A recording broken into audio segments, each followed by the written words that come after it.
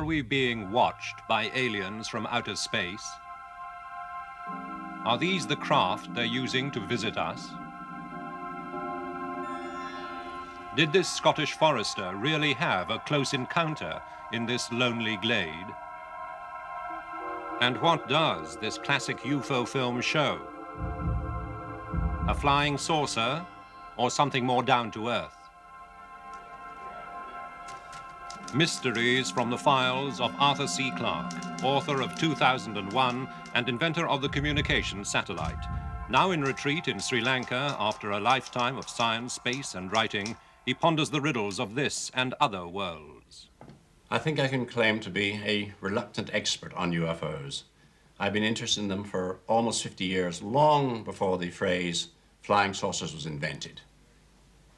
UFOs are very common. If you've never seen one, you're either unobservant or you live in a cloudy area. I've seen half a dozen good ones, and now I have some very definite opinions on the subject.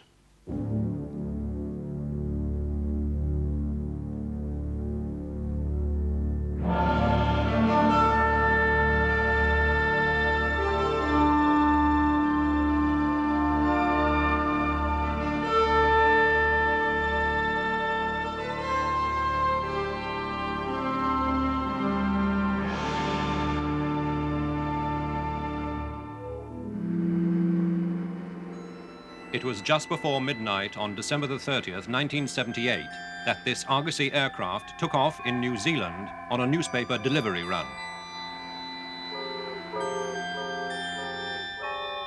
It followed the route taken 10 days earlier by a plane which had reported weird flying objects off the Kaikoura coast, objects confirmed by radar controllers in Wellington. Now a TV crew was on board with Australian reporter Quentin Fogarty. We're now approaching the Clarence River, where the highest concentration of UFOs was sighted on the morning of December the 21st. We're at an altitude of 14,000 feet, and we're on exactly the same route taken by Captain Powell when he encountered those mysterious objects. It's a beautiful, clear night outside, and naturally, we'll be looking out for anything unusual.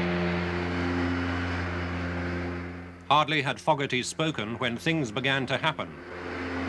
We've just heard from Wellington radar that we've got an object about a mile behind us and it's following us. Let's hope they're friendly.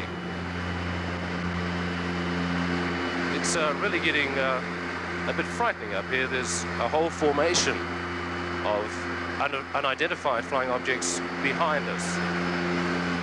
But there were closer encounters to come. On the return journey from Christchurch, Fogarty spotted another object.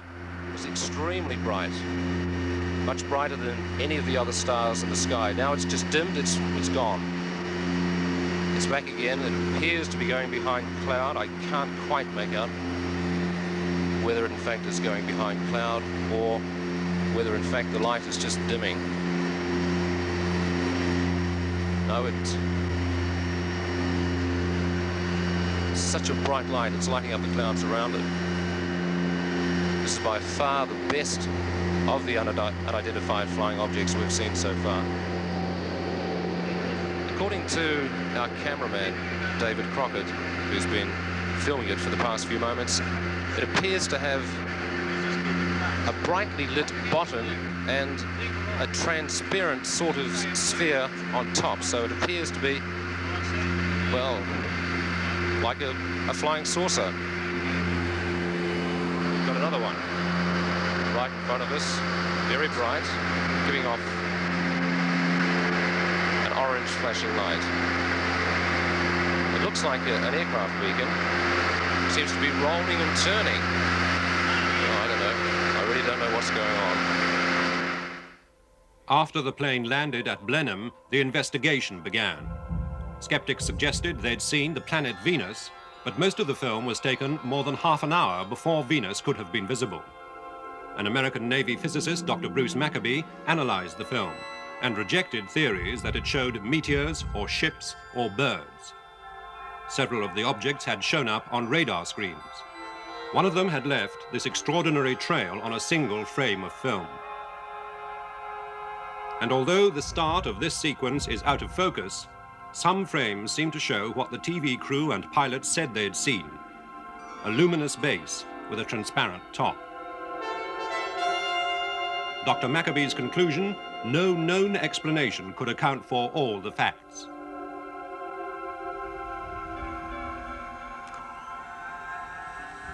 Trying to trap a UFO is now big business.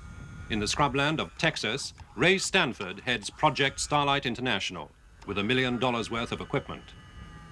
The laser is to signal to spaceships his goggles in case they answer back. The aim is to use the highest technology to establish beyond doubt that craft from other times or worlds are visiting the Earth.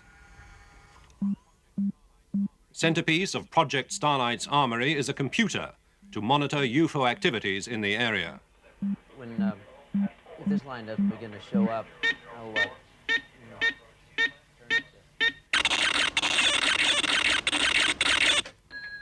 This is an Operation Argus alert. Please proceed as you have been instructed.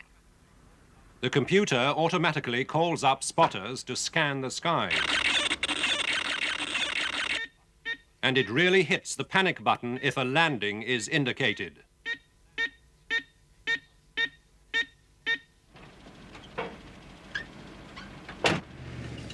With techniques like these, Stanford hopes to add to the evidence he's already amassed. Like this film he shot at Corpus Christi in Texas in 1959. After extensive endeavor to explain it, neither the Air Force nor the National Investigation Committee on Aerial Phenomena could come up with any ordinary explanation. I don't know what it was, but it was tubular and bright, and small objects came and departed at high speed.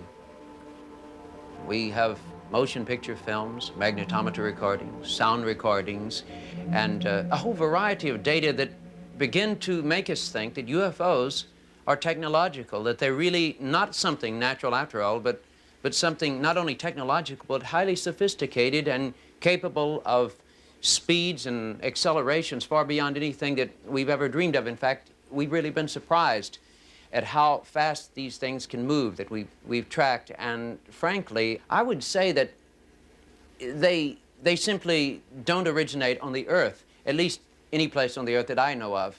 If the Soviet Union has that kind of technology, so God help the free world. And if the free world has it, God help the Soviets. It was this man, Kenneth Arnold from Boise in Idaho, who ushered in the era of the flying saucer.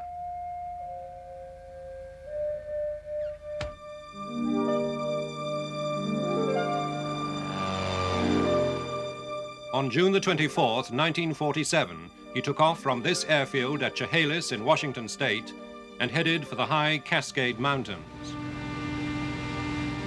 A member of the Idaho Search and Rescue Organization, his intention was to look for a crashed military aircraft.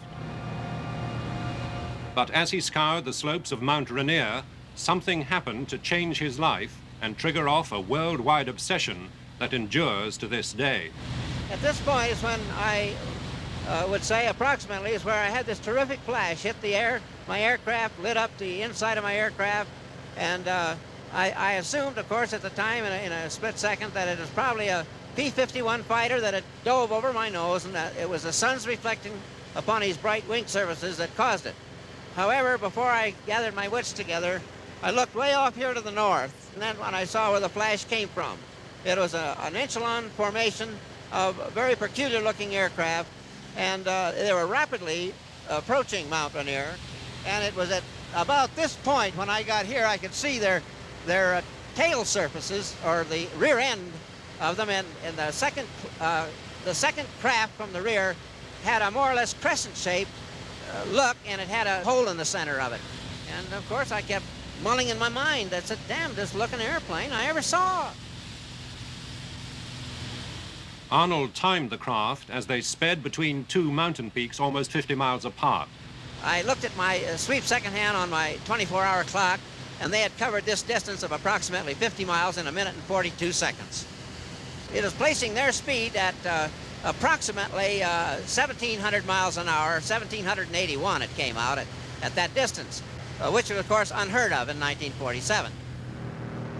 He abandoned his search and landed. Later, he was besieged by reporters, and one of them asked him how the objects flew. I says, well, I tell you, they flew like erratically like a saucer would if you skipped it across the water. And of course, then all of a sudden, the term flying disc and this type of thing, or crescent-shaped or whatnot, was completely dropped, and everybody started seeing flying saucers. And they've been seeing them ever since. And photographing them too. Anywhere from Australia, where a sheep farmer took this strange shot, to America and this 1950 classic from McMinnville in Oregon. Some pictures show such detail that skeptics simply scoff. Others are more enigmatic. This is from Madre de Dios in Peru. This was taken by teenager Stephen Pratt at Conisborough in Yorkshire. Pictures can be faked and eyewitnesses can be mistaken. The object reported here to be bluish at first, then red and luminous, was almost certainly Venus. The witness, Jimmy Carter, later President of the United States.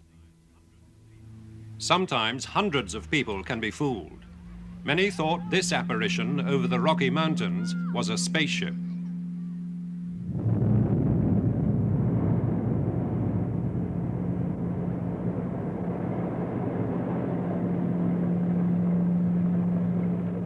In fact, it was a large meteorite which grazed the Earth's atmosphere 40 miles up and then bounced off forever into space.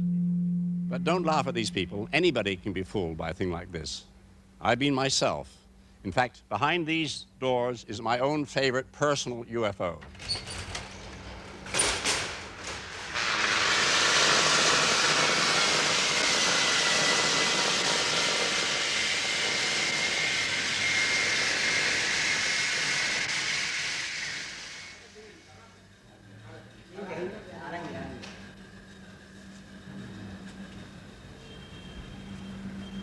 Hemin.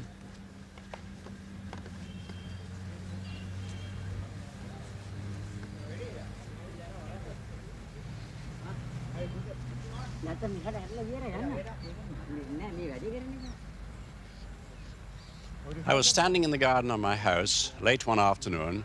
The sun was just above the horizon, and higher up in the sky, the planet Venus was shining like a brilliant star. It was such a beautiful sight that I called out one of my staff and said, "Look, Venus." And he looked up and said, "Oh yes, Venus." And I said, "No, Venus." He looked again, "Venus." I realized a few minutes later there were two stars shining brightly in the sky. The other object further to the north was just as bright as Venus and apparently motionless. It took me quite a while to find out what it was. It was the local weather balloon, and it was becalmed maybe 40,000 feet up. So it looked like a brilliant object, silvery object in the sky, a most convincing UFO.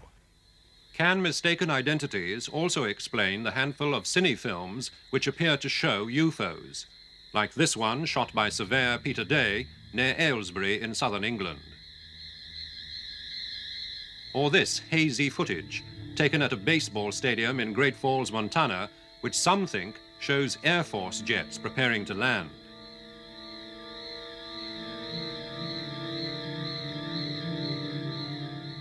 Or this, filmed by a British television crew in Oxfordshire.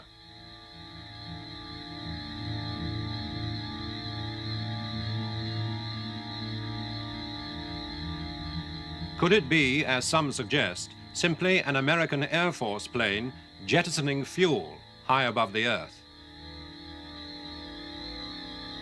One of the most celebrated of all UFO films is this, shot at Catalina Island in California by professional cameraman Lee Hansen. It was one of these clear days, and that's why I was up, because you could see to infinity, and it was an ideal day for aerial photography. And it appeared silver with a shadow underneath, as though it was metallic, and it was moving at a rate of speed, I would say 150 miles an hour plus or minus, and appeared to be maybe 20 meters across. We decided to analyze the Catalina film. At the Jet Propulsion Laboratories in Pasadena, California, every frame is scanned and turned into numbers by Dr. Robert Nathan, top expert in the computer enhancement of photographs. His object is to get the clearest possible picture by averaging the best frames of the film. The first frame is called in from the magnetic tape and repeated on the right-hand side of the screen.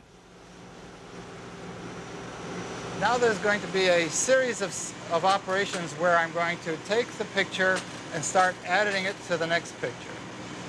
The second photograph is being brought in, its contrast is stretched, and now it is being added to the first photograph. This picture now represents the average of the two photographs, and we're beginning to see a smoothing out of the background sky and an emergence of various shapes in the object. The third photograph has been brought in. This picture shows the average of all of these three, and now you begin to see an appearance of a strong white image on the top, and there seems to be some holes or some kind of transparency underneath here. One takes a good look at this, and considering that the speed of the object, as reported by Lee Hansen, the photographer, is that this is moving at about 120 miles an hour, this begins to look like a small commercial airplane. And one can draw the comparison that you have the bright wing on the top, the windows, and the stabilizer, the rudder structure, and that's it. The Catalina film, I'm afraid, falls into the category of an identified flying airplane.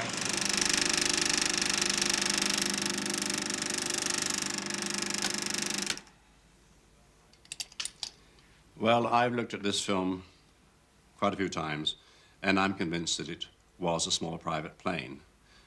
There's no need to look any further for an explanation. And that, of course, is the trouble with long-range sightings. We can never be absolutely sure what they were. But even if it was a visitor from outer space, we couldn't prove it. For this reason, I'm no longer interested in UFO sightings. But what does intrigue me, what is very mysterious, are the so-called close encounters.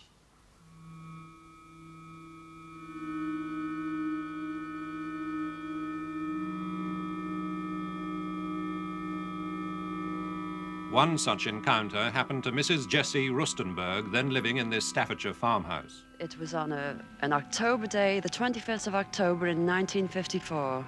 I was in the back kitchen of the house preparing myself, just having washed, and I heard this noise.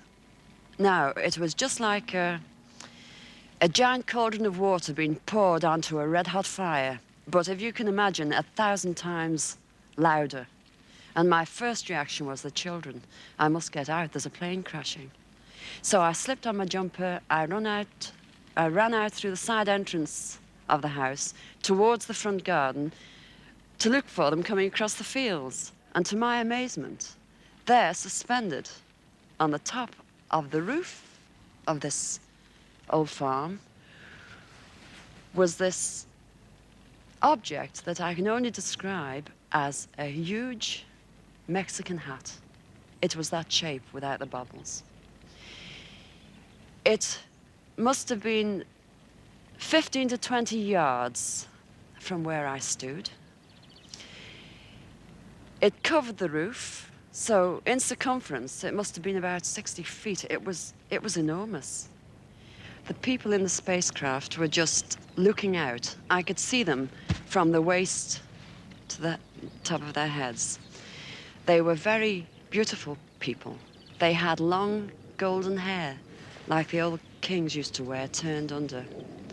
They had a very vivid blue, like ski top affair on, and they just looked at us.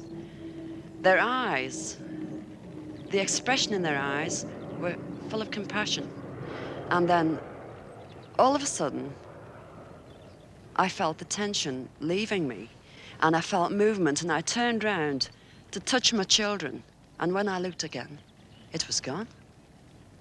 Now, we stood there, and I said to the boys, "Did you see what I seen?" "Yes, Mummy, yes." I said, "Well, where is it? It's gone." And we looked, and my second son said, "There it is, Mum." And we watched it in the sky, just like a cotton reel, circle round the farm 3 times, and then it just shot straight up and away.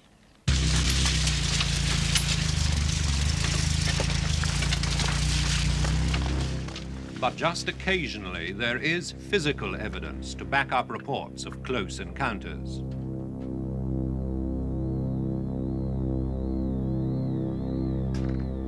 On the morning of November the 9th, 1979, forestry worker Bob Taylor walked down this woodland track outside Livingston New Town near Edinburgh.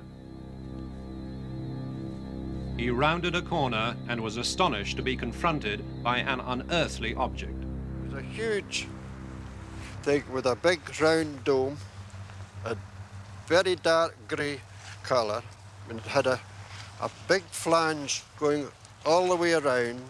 I could see arms sticking out of this flange with what I took to be blades on the top. Later, he described what he'd seen to a local newspaper artist who drew this sketch.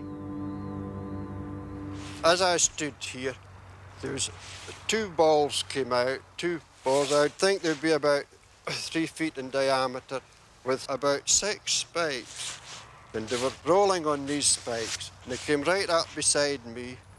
And I remember feeling a tug at that time. I had a very powerful smell, a choking sort of smell. And that was it. He crawled up this path and staggered home, to be met on the doorstep by his bewildered wife. It looked terrible when he came in the door, and he just stood at the door, and I said, "Have you had an accident with your lorry?" And he said, "No, I've been attacked." And I said, "What with?" And he said, "A spaceship." And I said, "Oh, goodness me, there's no such a thing as a spaceship. I'm going to phone the doctor. You must have fell and hurt your head."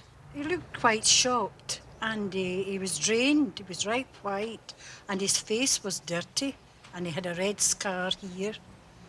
And his clothes were all dirty, and his trousers. And then he told me his trousers had been torn. Police station Bargate. The police were called, and they discovered inexplicable track marks at the scene of the incident. On examining the area, I found 2 track marks in approximately 40 holes in the ground. And these are the track marks here, and these are the 40 holes. Since then, I've photographed the holes. This is a photograph of the hole here. This is the holes that measured approximately 3.5 inches. And this other photograph here, you can actually see the tread marks which correspond to the marks here. These markings and tracks were actually inside this area here that's fenced off, and there was definitely no other tracks leading to or from this area. These are the trousers worn by Mr. Taylor. As you can see, they're of fairly heavy material. We have a tear on the left, just below the pocket, and one on the right trouser leg, again just below the pocket. These marks are consistent with the material having been pulled up while the trousers were being worn. Well, I'm pretty certain that day that I saw a spaceship sitting here. We must accept the story of Mr. Taylor. He is a very highly respected member of the community, a man of high integrity, and not one likely to invent such a story. Personally, I'm convinced that there must be many, many higher civilizations in this enormous and incredibly ancient universe of ours.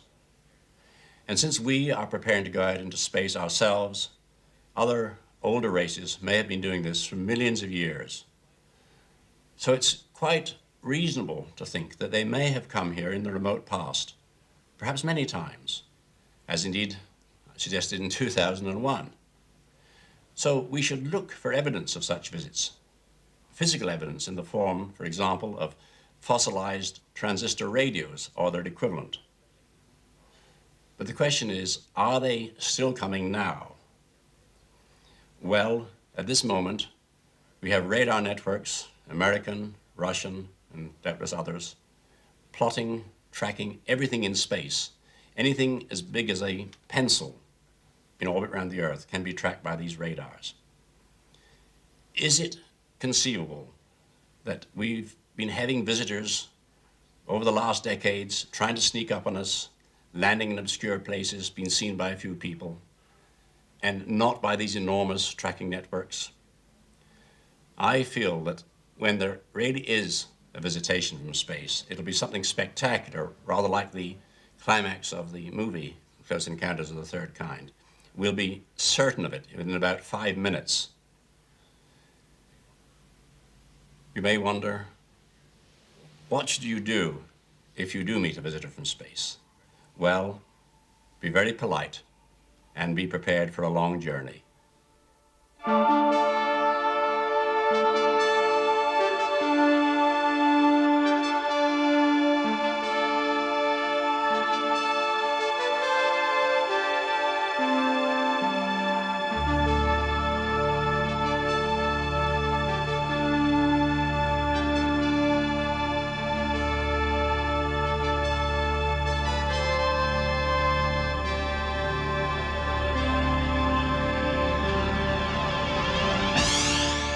Next week, dragons, dinosaurs, and giant snakes.